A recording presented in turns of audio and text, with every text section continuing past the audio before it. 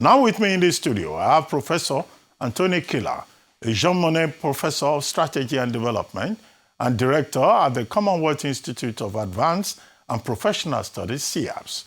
Professor David Aworawo, Professor of International Relations and Strategic Studies at the University of Lagos, and Mr. Jide Ologun, legal practitioner, national development advocate, and fellow at the Institute of Leadership Coaching and Strategy. Gentlemen, welcome to This Day Live, the Sunday Talk Show, where we have almost a full house today. All right? So thank you for coming. Well, we have had 3 guests so far. First was Inibe Effiong commenting on the nomination by President Bola Ahmed Tinubu 2 years, 2 months after the former ambassadors were recalled in September 2023. Now he has nominated a set of 3 and then another set of 32, making a total of 35, but we have 109 missions all over the world. So you can say this is the first phase. His own assessment is that some of these persons are criminally, ethically challenged, and that they showed the kind of poor direction in which the country appears to be going. Well, you know, we discussed that back and forth. And then we had our second guest, Mr. Dankunle, who was reacting to the latest reports by CBN, IMF, World Bank, S&P 500, you know, basically Financial Times even, in their most recent editorial in Nigeria, that economic reform is doing well under President Tinubu.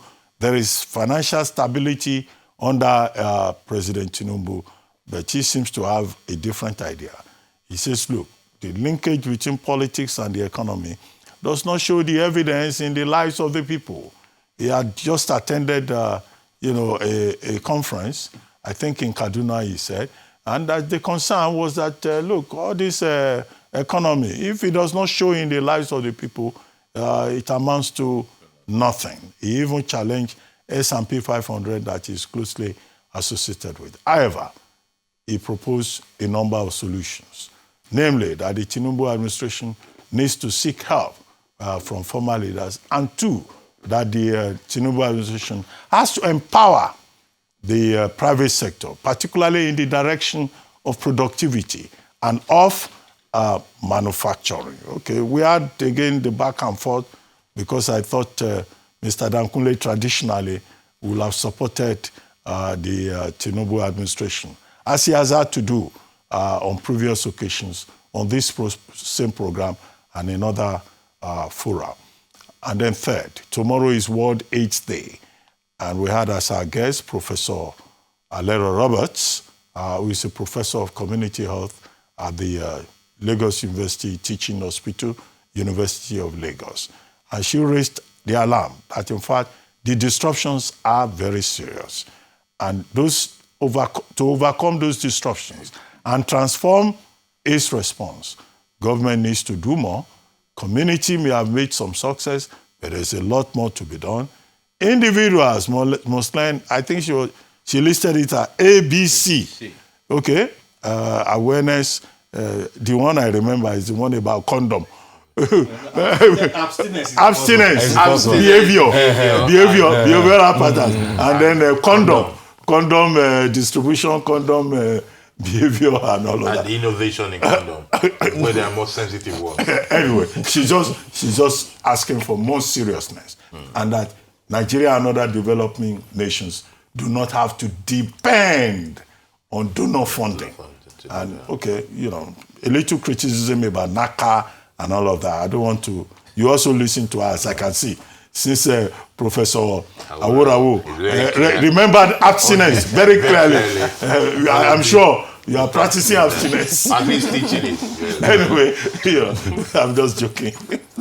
Professor Kila, let me start with you. You start with me. Let's start with the ABC. With the ABC, Professor which Roberts, I repeat. Roberts gave us. Behavior and condom, which is, I think Professor Robert does us a good favor by calling our attention to the situation on this the AIDS thing, and because the day is coming up tomorrow. With most disruption, she says, she translates it as she raised an alarm. I believe that somehow the kind of almost evangelical zeal with which we were fighting AIDS a couple of decades ago or more seems to have gone down. But since the disease is still there, I think we need to keep our eyes on the ball. And it is true that we need to find our own solutions to those problems. By now, there should be some celebrated herbal remedy. There should be some celebrated scientific remedy in research that Nigeria and Africa has been able to bring to the table, and we should have shared practices. I do not think that, I do not share the pessimism that is shared generally. I think there's a whole new generation that maybe they don't follow the A, B, and C. They don't follow the A, but I think they follow the B and C, behavior, and maybe not the B very much. But I think the condom thing, they follow it very well. There's a new generation who are born and used to that. So that is good. I think government needs to do more of its own. And I think AIDS in particular, but public health in general, we need more investment from the private sector that should be looking at it to be solution solver. So a very big thank you to Professor Lere for our explanation on that. We go, we're reading from 3, then we go to 2. The other issue, the issue of the economy, I think it's very important. I agree with what Mr. Dankole said today, almost totally. I think we need to put it in the context. The profile of Dankole is somebody who I think supported the reform by government. He sees it as inevitable, necessary. But when you now look at the reality that those reformers caused, therein lies the problem. Because it was such a radical reform that did not create safety net for the consequence, that is what we're suffering today. The people who look at us on paper, from FT, that's Financial Times, to other international bodies, are friends of that reform. Not because they hate Nigeria, that's another conspiracy theory. Maybe they do, but that's not my point. The point is that it is their way, there's a coincidence of thoughts between the way the government of Nigeria is acting and their own political economy of what ought to be done. So they will praise it. And in fairness to them, you're getting some textbook result.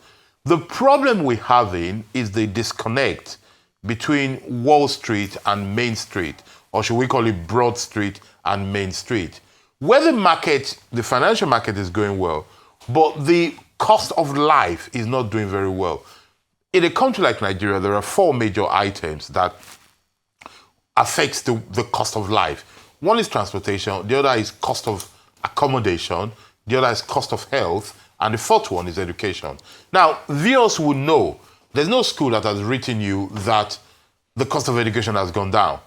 If anything, it goes up, but your income is not going up equally. The cost of food, some of them have gone down, but health is still expensive and transportation is still expensive. To that extent, whatever anybody says, people will not feel it. That's a huge problem. You ask Dankole to give solutions. I think the solutions, this idea of social contract is always attractive, but I'm not really taken by go and visit all these former leaders and talk to them. I think the government needs to look inward, sit down and say, we need to solve some specific issues. One, we need to create more jobs, we need to create more wealth. What are the impediments to job and wealth creation? Security, or better still, insecurity, and lack of some physical process. A lot of emphasis has been on the monetary policies. I think we need to hear the physical side of the economy now to see what can be done precisely. Ambassadorial nomination. What can I say? The 35 people have been nominated. Out of those 35, I know 12 personally, and I've sent them congratulatory message on a private level. And I'm sure I can vouch for 10 out of those 12 that will do very well. The 2 I suspect, I've told them to get some training. But generally speaking, I think the elephant has given back to a rat. Because in terms of... Name some of those rats. No, well... For contextualization. No, for contextualization... This is the thing. For contextualization, it is not individual. It is the timing and the process. Here's the thing. 2 years and 2 months to give us people who we know are friends of government already, who have been doing that. They've not discovered anything. If these are the people who are going to nominate, they could have just done that a month into government. What? They wanted to test how they could do Vuvuzela because they chose them. They wanted to test their loyalty. So all of a sudden, scholars, experts of diplomacy, international relations experts, most of them known, some of them unknown like yourself. People don't know that you're a certified graduate of diplomacy and law yourself. The whole world has been telling this government, choose ministers. For 2 years, they ignored what we've been saying to them. All of a sudden, one man with orange head caused disruption. Then overnight, they're nominating out ministers. It makes you look weak. Do we not get this thing? Guess what? Out of stubbornness, I will have not nominated ambassadors now. Follow my plan if I have a plan. Unless the presidency does not have a plan, then we're in trouble. If the presidency has a plan, let me say to Mr. President and those around him that the plan does not look logical. And they need to rethink that very well. That is my view on that. I wish all of them well because I criticize government because I want it to do better, not because I want anybody to fail. Some of the opposition parties have said that the list of nominees should be withdrawn and that another list, compiled for consideration. So we have always said this is a government that listens to public opinion, very responsive. Are we having the same expectation this time around, Mr. Ologun? And if you were to look at the list, don't be evasive like Professor Kila. Name names. These people are okay. These ones are not okay. That's how we will help the conversation. If Barrister Ologun does not, I will. I will. Very good. Let's have your input. I leave the naming to the profs. Let's start from the very valid point you made that the president listens. I mean, most recently, we had the case of the state pardon granted to some, and the citizens who are custodians of sovereignty came out to say, Mr. President, look at that list again, and he did. So we expect that this time around he does. But my main concern is systemic. When Obama became the president of America, it was a time there was economic recession, and he admitted that there was a systemic issue with America. You see, Section 4 of the Nigerian Constitution 1999 as amended states clearly that the National Assembly is empowered to make laws for the peace, orderliness, and good government in Nigeria. Then should the nomination of the ambassadors be left to the president? I mean, at that discretionary level. And is it time-bound? We should set clear indicators in respect of our laws. I know that when it comes to electoral matters, we have been able to establish... Are representatives of the state exercising authority delegated to them. I know. By the president. I know. Whose ambassadors, direct representatives the National Assembly can make laws. That's why they are there, to look at what we have on ground, the precedent. That's why they have an oversight role. Exactly, but they were able to amend the Electoral Act. That's the point I'm making. To time-bound matters that go to tribunal. If these things are serious to us, because we just made a point now, for how long should it take the nation to present? Is it now that America is saying there are issues in Nigeria? So I need them to look in that direction. And sincerely speaking, in respect of the nominees, the perception some have on the scale of public relations is that they are familiar characters with... Like I've left the naming to to the profs. You see, and the government should think these things through. If you look at the roles of ambassadors, they are to represent the country, project the brand equity of the country, protect the interests of the country, negotiate things on behalf. They are our full representatives there. So you need to look at that critically. And it's a good thing we have the career representatives and non-career. So we should not leave it to the capsule of politics. And that's why I started from the point of discretion. Something has to be done in the area of nominating. But we expect that the National Assembly will look at that list and see what can be done. Even the presidency will also look at the list.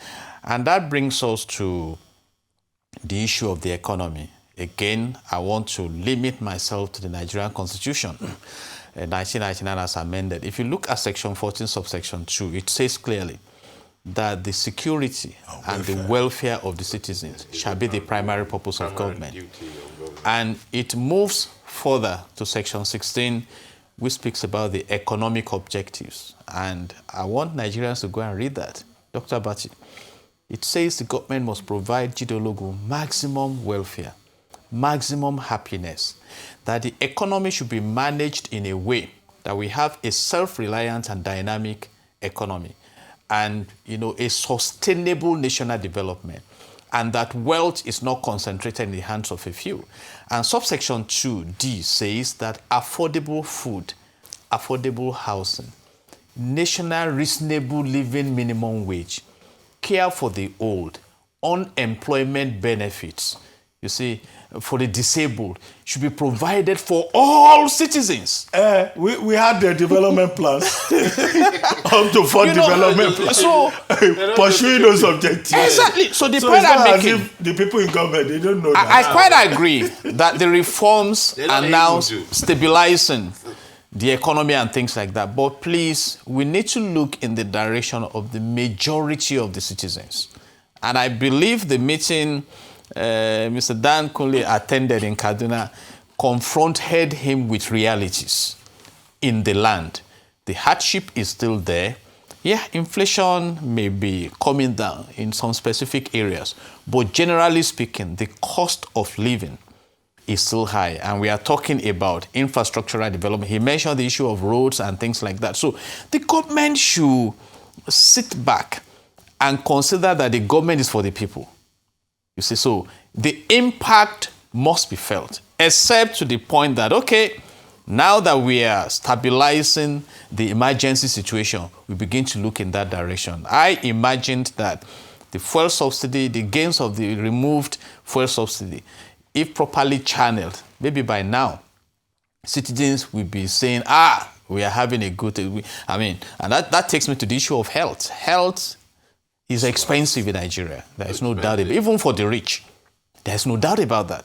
And like Professor Aworawo mentioned, we need local investment, domestic investment. So many people, many people even thought HIV/AIDS has disappeared when COVID-19 came and things like that. But it's still here.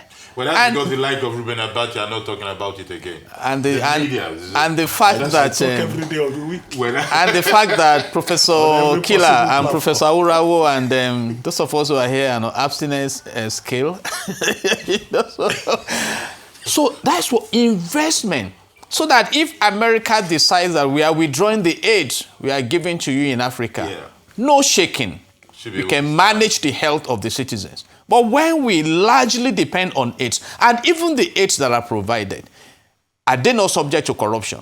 Because we are still reading National Assembly probing this one, probing that one. So these are issues. And when we go back to the real essence of governance, which is enhancing the fortunes of the people, then we begin to get it right. But then I must commend the efforts of the government of our President Bola Ahmed Tinubu in stabilizing the emergency situation of the economy. And perhaps now that we are talking about the generality of the people, then he should review who gets the gains of the fuel subsidy removal. The governors, I think they've had enough. Except that the National Assembly now consider creating state police so that they fund these things with this extra money they are getting from it so that the people can benefit. Because I believe if there's security in the land, the productivity and all those elements that Mr. Kunle mentioned will be attended to.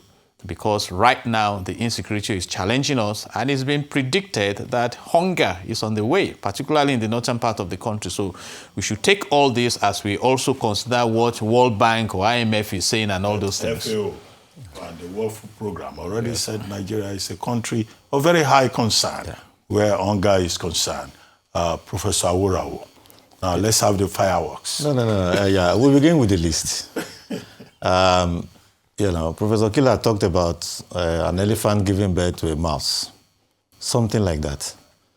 The fact that it took this long for the list to be released, and then some of the names you have on that list. Let's begin with Ayodele Oke, the man with the mysterious $43 million and pounds and other currencies, who was relieved of his position by the recommendation of the committee headed by Vice President, then Vice President Yemi Osinbajo. He was declared wanted. He ran away. Himself and his wife were declared wanted. No, but I pointed out that matter has been resolved. It's been cleared by the EFCC, and that he has no case to answer. And if you look at his records, he's a very distinguished diplomat, given his experience at the Commonwealth Secretariat and also during his tenure as Director General of the Nigerian Intelligence Agency. Yes. Yeah. I know him. I know his profile. His records, his experience and everything. No problem. That matter yes. was dismissed. It was never established. Well, it was against him. But we never heard the truth about that money. We never heard the truth. These are intelligence issues. Look, we didn't hear anything about the money. No. They just said they said the money was kept for some. The work of the National Intelligence Agency is not conducted in the public arena, in beer parlors and in staff clubs. So it enables a man to keep for $3 million in No, please. These are secret matters. We know. We also know what is not logical. No, they don't discuss CIA matters. Yes. We also know. Look, why did he raise so much? Yes. Where else have we seen anything like that? No. So it was part of the incompetence of that administration. So it's an issue really that, it's neither here nor there. That all of a sudden from nowhere the man emerges and is now to be an ambassador.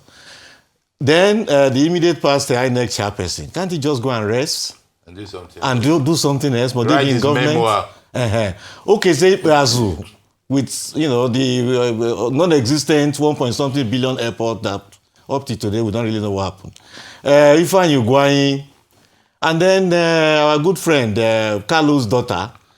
In terms of qualification, yes, she does have she's a lawyer, but before now all she would know was that she had people do face, what do they call them now, and the nails and all that before the father made her part of her. So.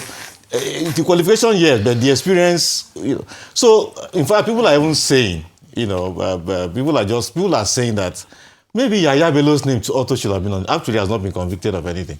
Should have been on the. I mean, that's a sarcastic. They've only done 35. Well, time. That's a sarcastic way of saying, look. We have more qualified people across the country. You have a master's in diplomacy and a master's in international law and diplomacy, mild. With all your experience, nobody remembered you, Dr. Abbott. Anyway, I think the president will not likely withdraw the list because if you look at it, Ifeanyi Ugwuanyi is there and all the other ones, G4, all of them, their names are there, except Tom, who did not support the APC. Yeah. He supported the Labour Party, and so he would not be rewarded. So there's a whole lot of reward, and that is the point we have been making, that the president should move away from this reward system thing. Is extreme. You reward some people, yes, but blatantly, yes, visible, logically classifiable. Yes, it's extreme. There are qualified There's something people. non-sophisticated about it. Exactly. Let's call it what yes. it is. And sorry, Prof, and you go ahead. Look, public relations matter, perception issue. If you're going to be nominated somebody that has been tainted falsely or rightly of a scandal of 43 million, should there not have been a moment in which he should have been nationally exonerated so that the next time it comes out, there shall be no controversy over his name, that it has been said? Please. Well, the general thing is that, some discussion went on. I mean, that is the perception, just like you talk about perception. But the perception matters, yes. Because accountability is linked to perception. So the list, I don't see the president withdrawing it. Maybe the next one, they will be more discreet about, who they select. People who can do the job. People will be passionate, people who have the experience, who have the ability to do the job, so that the Nigeria's image can be what we expect it to be, as projected by these ambassadors in the various missions. Then the economy. Basically, in fact, first I want to commend Dankule for his candor. If you see things in a particular way and you say it that way, and you see things differently, you should not say, because I've maintained this position. There are people in Nigeria who defend the indefensible, who just want to close the government, and even when it doesn't make sense, they continue to defend the government policies. It's good. He has spoken the way he spoke, that look, this was what we thought, and this is the reality that has confronted us. And even what he also suggested, that the private sector should be involved more. I agree entirely with him. He also talked about wealth creation. I have been asking, what is this government's industrial policy? We need to expand our industrial capacity for people to reduce unemployment and create wealth. We need to do that. And then the disconnect between, how much the government has made and then our government is making, and the so-called the stability, not so-called, the stability, and then people's, general, level of life. Now, the disconnect is easy to see. Two things took place. The Naira was floated, and then we also had this fresh subsidy removal, which made government revenue every month that used to be about 700 billion, 800 billion to jump now to 2 trillion, 2.1 trillion. The question to ask is, this extra money, what has it been used for? The federal government gets its own. The states and local governments also get their own. What this money should be invested in to lift the people has not been the case, whether it's education, whether it is health, whether it is infrastructure. That is where the disconnect has come from. Let me just give an example. I was head of department. By the way, my headship expired already. Sometimes people still refer to me as head of department. Yes. When did it expire? It expired over a year last ago. week? No, not last week. Okay. Otherwise, I will have asked for implication. We'll bail out. Yes. So, but even so, Prof, you should tell us, so there should still be implications, even though it's a year ago. Students, the school fees, what students paid was 19,000. Yeah. Shortly after that, the thing jumped to 130, from 19,000 to 130,000. Yeah. Now, this session, it has jumped to about 220, 230, UNILAG. And that is the average all over the place. The salary of parents hasn't increased during this period. So we're talking about money came in, went to federal government, state government, local government, but never came to the people. Yeah. So it is easy to explain the economic stability, the financial stability, and generally, and the poverty generally as well, because there is no trickle down. No effort has been made to ensure that what came to government has come to the people to be able to lift them, and also gone to other things that will also improve the quality of life.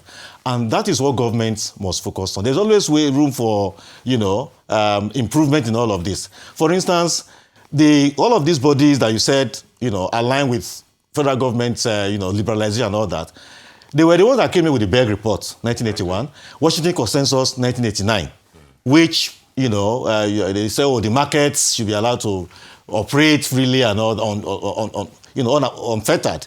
But after some time, when they saw that the thing was not improving quality of life, we now have post-Washington Consensus, which recommended that government should intervene to ensure that the benefits of what the liberalization will bring goes to the people and improve the quality of life. That is what has not happened, and that is what that disconnect has existed. Finally, HIV/AIDS. I think the momentum just went down, and the momentum needs to... Now that we now have data to show that the problem is still here with us, that momentum that was there, a couple of years ago, should just return in terms of public enlightenment, in terms of investment, and all that. When that happens, of course, we'll be able to deal with it the way we dealt with it when it first came and became a problem. Bravo, bro. I would like us to take two more topics, if time permits. And the first one has to do with the Inspector General of Police, Kayode Egbetokun, who on Thursday said the recent presidential directive withdrawing police personnel from very important persons, VIPs, is a strategic realignment aimed at strengthening frontline policing and protecting vulnerable communities across the country. Egbetokun made the remarks while addressing journalists in Abuja at a meeting with senior police commanders. He said the decision to recall officers from VIP security duties was not driven by sentiment, but by the urgent need to channel manpower to areas where public safety demands are highest. According to him, the move aligns with the core mandate of the Nigeria Police Force, which is the protection of citizens, communities, and public order. He added that a total of 11,566 personnel have been withdrawn from VIP duties and have been redeployed. Well, let me start with you, Professor Aworawo. And I can anticipate that you'll be very happy that police men have been withdrawn from VIP protection. But okay, well, I'm just speculating. Yes. Well, not so happy. Not so happy because of the reason for the withdrawal. The withdrawal itself, yes, but they should be methodical about it. There are people who need it. There are principal officers who need it. They should not just, it should not be a blanket thing. They should have a list, identify those who need it, ensure that they still have it, and then those who don't, they should withdraw. But I would like to speak generally on the security thing. What the government is doing, or has been doing and is still doing, to tackle the insecurity will not work. Has never worked anywhere. Where ransom is paid to kidnappers, negotiations carried out like we're having in Katsina, it has never worked anywhere. We've studied this thing all over the world, either in Sri Lanka or in Congo or in Uganda or in Somalia, or the very excellent work that my good friend David Shira did on Sierra Leone. When you address security the way Nigeria is addressing it, it doesn't work. You need maximum firepower. Absolutely. Maximum firepower against these people. In fact, just look at it. When Trump announced that he will come gun blazing, some of them started trying to run away to Chad, run away to Cameroon. That made those countries want to close their border. That tells you the power of firepower. That is what we have not seen. And it is disappointing when we see what government officials are saying. Even the Minister of Defense is saying bomb cannot penetrate the thick forest. I never heard anything like that. What is bomb cannot the thick forest, and then that they always have people they have kidnapped and all that. An expert of matters of the kind of statements you hear people many of the leaders in the north of what they make, it seems to indicate that they have sympathy for. Look at Bashir Dahatu, for instance. The Aworawo Constitutional Forum, he said they should give these people amnesty the way they give Nigeria, militant amnesty. They are not on the same pedestal. So this kind of, even Baba Ahmed, the vice president candidate of yes, that gentleman in the bush, these guys don't understand the enormity of the problems we face. Because we need maximum firepower against all of these criminal elements all over the place. If there's firepower, they are the ones who will come to government and say, please, we don't want to fight again, please rehabilitate us. That is when discussion can take place. But this one look at the one in Katsina. When they called them for negotiation, another negotiation, they started shooting to the air. They were happy because they knew that they had the upper hand against the government. President Tinubu, what they have been doing, please, I beg you, what has been done until now cannot work. Maximum firepower against these people. That is the only way. Well, they are looking for reservists, volunteers. I hope when that call is made, Professor Aworawo will volunteer to also join. Why not? That reserve. Why not? We must not continue in this way. We have to look. There has to be maximum, I repeat again, firepower. Yes, we need more boots on the ground. Absolutely. And professors can also volunteer. Why not? You'll be welcome. Mr. Ologun. So let me bail out Professor Aworawo by suggesting that if that maximum fire engagement should come, and people should be conscripted into the force, I think the National Assembly members should volunteer their children. If they are abroad, they should come with that experience. Let leadership face this problem squarely. And I think that is where the conversation is now. On the issue of the police, it's a good thing the VIP police escorts are now being withdrawn. But the mindset of policing in Nigeria has not changed, and we need to begin to work on it.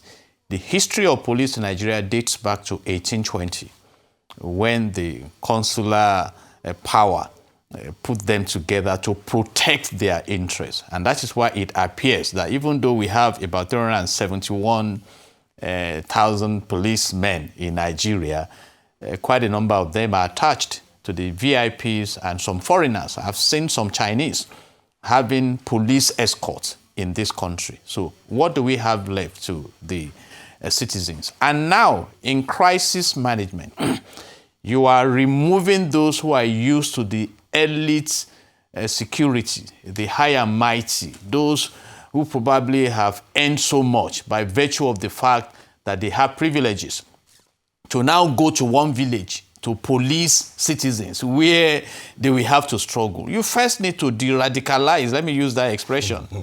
There's what we call condition in industrial psychology.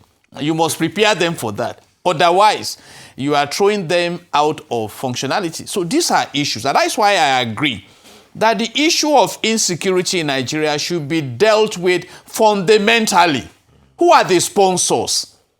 Deal with them. And US has offered to help us. Can we do that? Otherwise, withdrawing these men, and a man even already said, how will it be implemented? That these directives are given. How do you implement? And if you need security, you can train them. Hire your own, train them. The Nigerian civil defense is there, So these are issues. How we are handling insecurity in Nigeria is not how we can win that battle. I totally agree with Professor Aworawo. Who are their sponsors? Go back to Dubai. Consult Dubai. That now, let's have your report again. If someone has thrown it away here, deal with the main issues. If you take out the smoke base, then you can deal with the fire. And if you take out the fire, you can deal with the smoke. But we are dealing with the symptoms. The government has a longer list than Dubai has. Very quickly, before I invite you to say something, Professor Kila, let's take the next topic, and then you can take both issues together. U.S. President Donald Trump says South Africa will not be invited to take part in next year's G20 summit in Florida after Washington boycotted the Leaders' Summit in Johannesburg, with the African nation called a punitive measure against it. The group of 20 leaders adopted a declaration to address the climate crisis and other global challenges, despite U.S. objections, prompting the White House to accuse South Africa of weaponizing its leadership of the group this year. South African President Cyril Ramaphosa's office called Trump's threat regrettable. Ramaphosa said that since the U.S. delegation was not present at the summit, instruments of the G20 presidency were duly handed over to a U.S. embassy official at the headquarters of South Africa's Department of International Relations and Cooperation. Professor Kila, now I come to you. G20, politics, and also the withdrawal of police guards from VIPs. Quickly on the withdrawal of police, I think it's a good thing. It's good optics. People think we need more boots on the ground. Let's withdraw the VIP. But I want people to look at it that it's only 11,774 local government in Nigeria. 100 of them each, they disappear. It's not a lot, but it's good optics. That's what you want to do.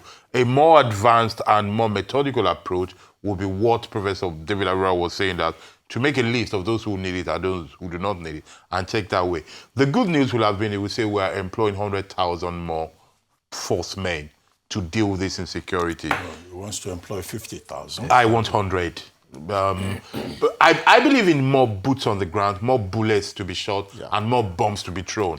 The state needs to show that it possesses superior and legitimate force and it has capacity to deploy it.